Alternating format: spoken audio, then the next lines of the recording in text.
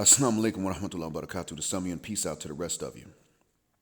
Black Heart Son of Black, and again asking you to hit that share button because the message is more important than the messenger. And let me go ahead and get to this message. In my first address to the B1 men, I was civil because I've been addressed civilly. The only exception was one who was really uncivil towards everybody, interrupting them, calling them all kind of bitch ass niggas and telling them to fuck the shuck up and all that stuff. Y'all know who that is. And if you're not sure, he loves to tell people with a high pitched voice they need some bass in their voice. Loves to do that. And but on the other hand, he doesn't really hate you, but he just got no mercy. Everybody else has been pretty good. And even this guy, he didn't go in on me, he went in on my wife. But that's worse. Last May, I was on a live stream with him and with Gab Talk Media, and Asada Muhammad was there, and I believe the stream was Obsidian Stream, if I'm not mistaken. I was actually in the U.S. at that time, which is why I was awake during that time to be on the live stream. And let me just say this. I was actually in the city that my wife's sister lives, because I was going to go meet my wife's family. She and I were not married at that time, but I was going to go meet the family. And getting ready to go and meet the family, I had time to kill and got on the live stream. And I said to Gab Talk, listen, if leaving is weak, then call me weak, because I'm about to leave. I'm in the city I'm in now getting ready to leave, but not for another race. I didn't get a chance to specify that it was not for another race, but for another nationality. I didn't get a chance to do that. And look what the hell happened. Look what happened. I got cut off by that same guy that's rude to everybody. Man, fuck that bitch. Nobody heard me say in a normal volume, in my usual volume, may Allah curse you. Listen. What I wanted to tell you, B1 men, at that point, was that in actuality, the majority of us, IBMOR by definition and SYSBM by majority, are still going for sisters. Now, there are guys who go abroad and they're paying dowries. Brother Hayes is an example. Abdullah bin Babi Tayyib. These are guys who believe in dowries, not pay to play. In other words, it ain't no tricking. We pay dowries, we get married. They'll tell you you get more bang for your buck because you pay the dowry. You look after her. I mean, I was married in North Africa, and I was spoiled. Now I'm married. She's from Eastern Africa. I'm spoiled again.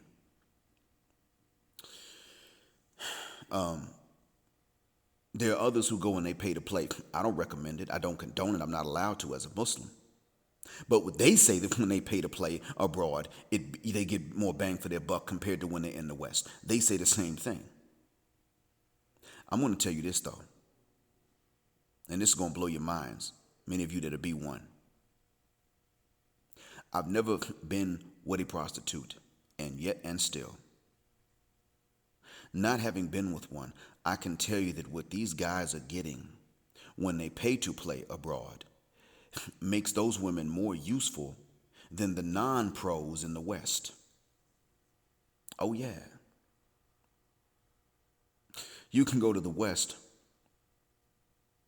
pay, I'm not going to say pay a dowry per se, but you marry, and you already know you regret it more than if you had just paid some woman to bend over your couch and not bother you afterwards.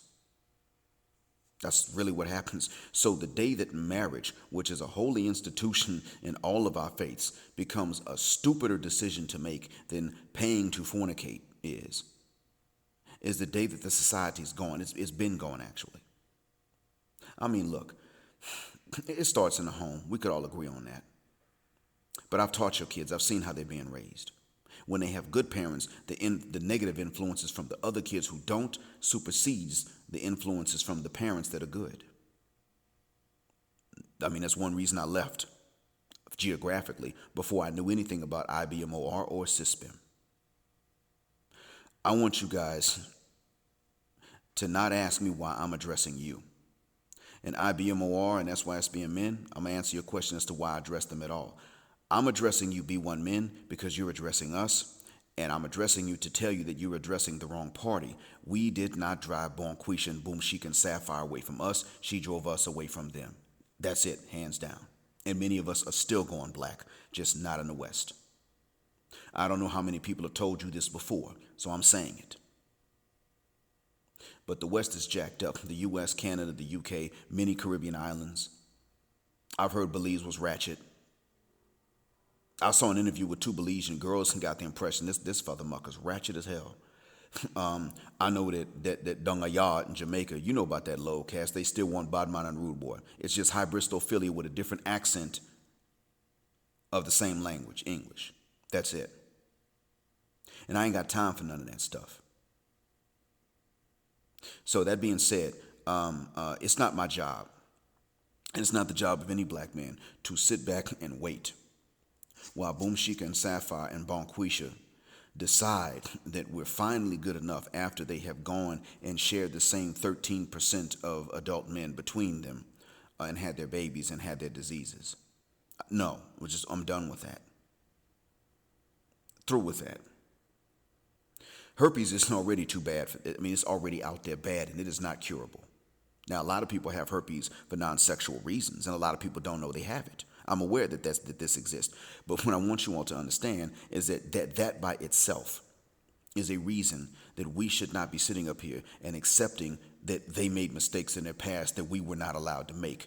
A man needs to have a higher body count or the same body count as a woman. A man should not be accepting to commit to a woman that has a higher body count than himself, not because of his pride and ego, but because it just ain't gonna work anyway because of how she's wired. She'd look at him and say, "What the hell?" And she'll bounce after she's been cheating with someone that has a higher body count than she does. And that's back to the 13% of guys that all the women want that have the higher body counts than the women. The women got high body counts. So it's useless. It's a dead end road. It's actually just going in a circle, putting yourself right back where you started. You might as well have stayed where you were. It's that bad. I'm addressing you because you need to address them and tell them that they started. They're building the case as we speak for SYSBM. Go in on the ones of them in the divestment community. Don't say, well, I know sister girl had to leave because brothers wasn't crap. No, she didn't want the guys that were worth anything. Go in and tell them to check their hybristophilia. Go in and tell them that black men are victims just like they are. Go in and tell them that we do not owe it to them to wait until they finish riding a carousel to commit to them when they got other men's kids and diseases and debts and the inability to pair bond. Go in and tell them what choices they're making and how that's a slap in the face to any rational thinking man, let alone a thinking black man. And then tell them how many of us, when we do bounce, we actually do keep it black. Black Brazilian men may get some money and want to go non-black. A lot of these stereotypes that sisters have about brothers preferring white women are not American statistics, American trends. This is what people don't realize.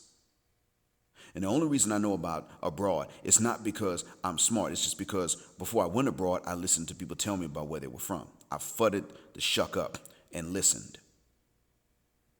That's all. Then I talked when they asked me. And I talked about what I knew. If you can do the same thing, you can get the same knowledge. And you all can even address each other more and correct some of these misconceptions because all of you are not together. You agree that we should not prefer other women over black women, but most of us already agree with you on that. We don't prefer them.